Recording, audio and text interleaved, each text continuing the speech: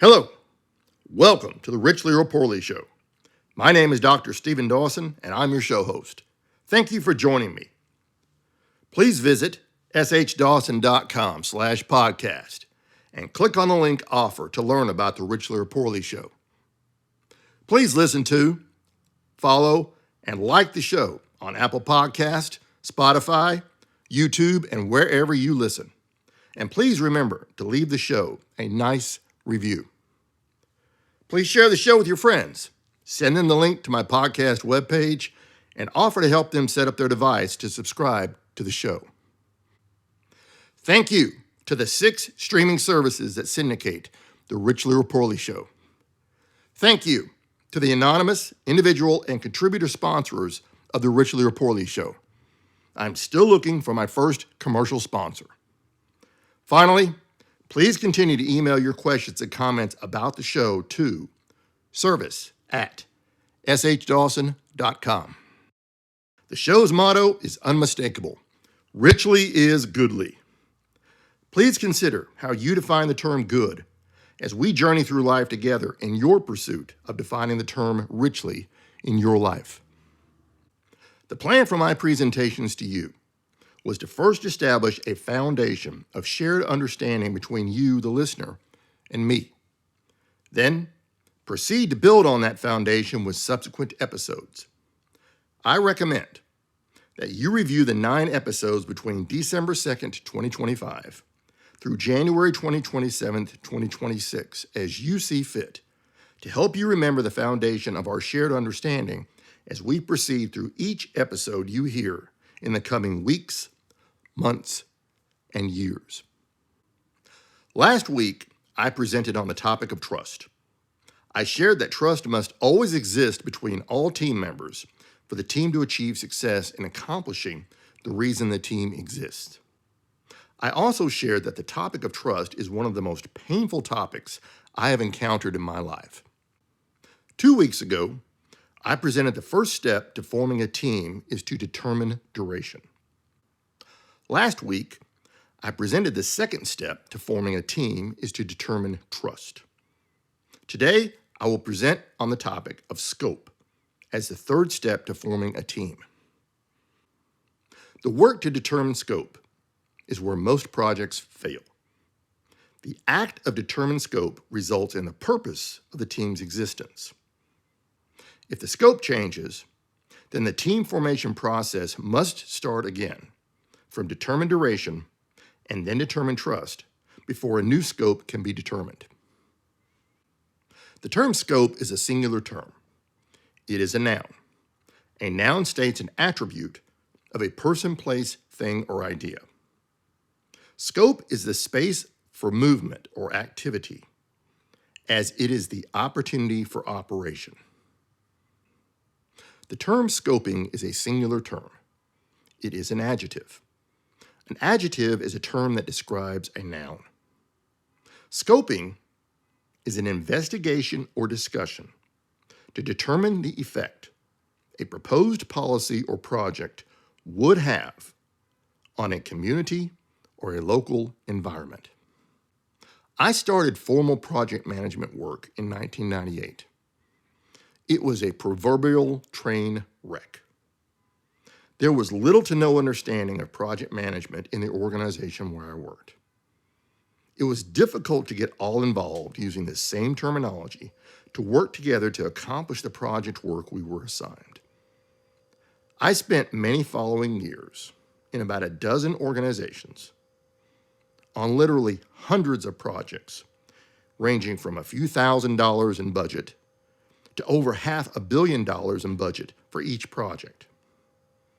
I then started my company in 2001 and performed another few thousand projects. I will now take the next 30 seconds and train you in all the skills you need to know to be a master project manager. There are 3 and only 3 parts of project management: scope, schedule, and budget. Scope: what specifically are we going to accomplish? A project without a specific scope statement of what will be accomplished by the work is nothing more than a dream. Schedule. When are we going to accomplish each part of the scope? A project without specific dates on the calendar to accomplish specific work is nothing more than a dream. Budget. How much money do we have to accomplish the scope? A project without specific money spending plans to accomplish specific work by a specific date is nothing more than a dream. Budget does not equal cost. Cost is almost anything imaginable in terms of time, effort, money, and anything else you can picture in your mind that will be a part of your project accomplished by your team. I will now train you to ask the only 2 questions you need to ask to be a master project manager. First question, how much will the project cost? Second question, is the project done yet? Congratulations, you are now a master project manager. Now, let's go a bit deeper into the skills I just trained you to perform in your work as a project manager.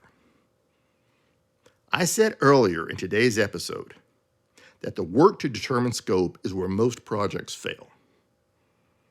The intent of the project is not to gain endless income by way of a paycheck. Doing so will demonstrate to those who fund your work on the project that you are lazy in your work, and you will be labeled as too expensive to be a part of their project. The most likely result is that you will be removed from the company. Most project members do not want to know anything about project theory, project management, or even the requirements they have as a project team member. The reason they do not want to know these things is that they can claim their performance in the project work is not their responsibility, as they did not know about their responsibility to deliver a specific piece of the project in a specific form by a specific date. I say the following statement carefully, as I do not know you personally, but I say it with confidence that you would not be listening to the Richly or Poorly show without holding the desire to become more richly and less poorly. So here is my assertion to you. This person who desires to remain ignorant about your project work is not the person you want around you, as they will cost you more in terms of headaches, money, and credibility than you can imagine now. I arrived at a position in 2012 where I had accomplished more in my career than I imagined I would with my existing education. I was at a point where I needed more education to continue to advance my career. I decided to earn my master's degree in business administration. It turned out to be the right move for me. I realized about halfway through my master's degree that I would need more education to arrive at my desired career level. So, I ended up deciding it was time for me to study leadership at the most senior level. I decided I would earn my doctorate in a type of leadership called strategic leadership. It turned out to be the right move for me. The purpose of strategic leadership is to answer one and only one question. What do we do? Then, the rest of the company does their part to fulfill the answer to the what do we do question. Sounds a whole lot like a project with team members, huh? Well, the story continues. My program director in my master's degree challenged me the first week that I met him to complete some training after I earned my doctorate. The hint from him was, Dawson, you need to keep going after you finish your master's degree. Meaning, go earn a doctorate. Turns out he was right. So I went to study executive leadership in the same program at the same school as him after finishing my doctorate. That education is called postdoctoral training. The purpose of executive leadership is to be on the team of the most senior leadership in a company, where this leadership reports to the board of directors for the company. Then, a few years later, it became clear to me that I needed to study board governance. Board governance is where one performs the work of a director on the board of directors for a company. So, I attended postdoctoral training to learn the topic of board governance. I ended this stretch of my life with the firm assurance that I had all of the education I needed to present to you in today's episode. So you are probably asking the question, do you need to learn all that I learned to do projects in your life? The answer is most certainly no, you do not. I am here to help you get your arms around the big topics that I present to you and equip you with a tangible plan to get something meaningful in your life with the material I present to you. How about that for some help to live your life more richly? Now, back to the topic of scope. All you are doing with determined scope is defining the specific outcome you want for your project. An outcome is a collection of outputs. An output is the result of what I shared with you during the December 16th, 2025 episode. You get your stuff, which is called an input. You then do something with your stuff, which is called a process. Then, the result of your process is called your output. Last week, I used the example that I needed to have the oil changed in my car to illustrate some project and team concepts. Today, let's use something more complicated to determine scope for your project and your team. Let's use the example of you wanting to remodel the kitchen in your home. Your determined scope part is to define exactly what the new kitchen will have for everything. The colors, the flooring, the cabinets, the appliances, the electrical outlets, the plumbing, the windows, the doors, everything. This new kitchen is your project scope. So, are you going to do the work alone to remodel your kitchen? You still need to have some external help. You will most likely need a building permit from your local government.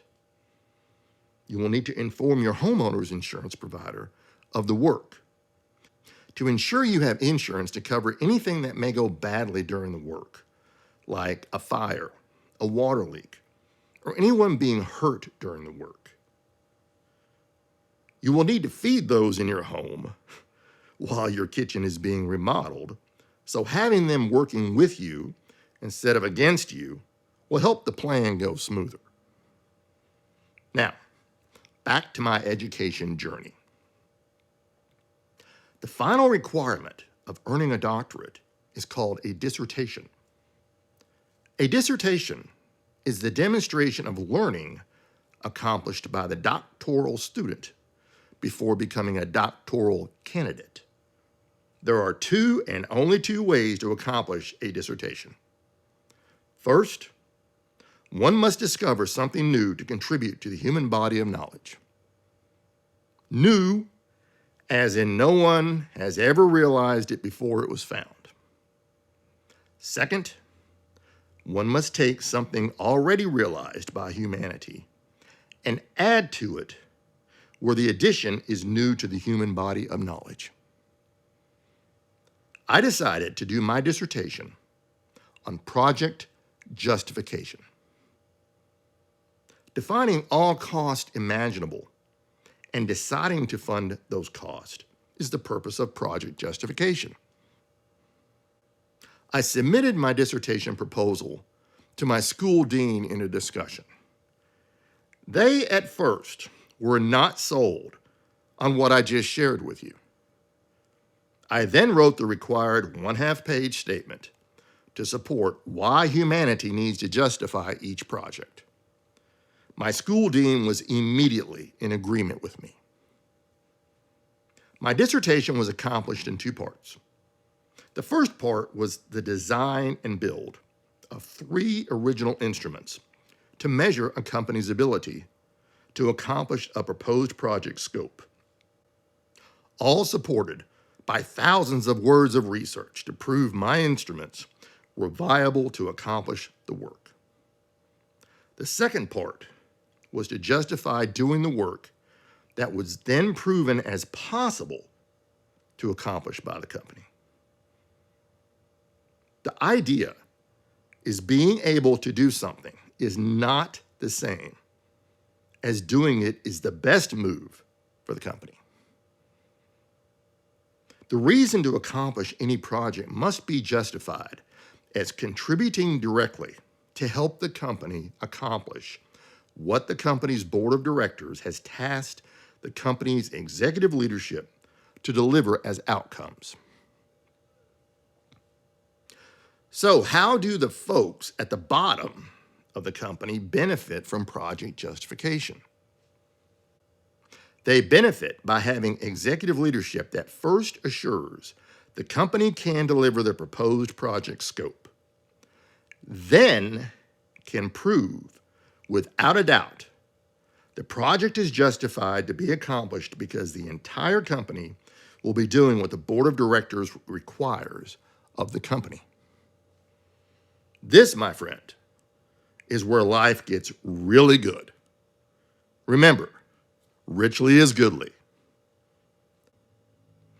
The folks who are doing anything with any project scope at this point are doing work that will help them have a job, have income, and have a good probability of working for a company that will be in business both tomorrow and in the foreseeable future, because they are working to deliver a project outcome that has been justified by all possible considerations.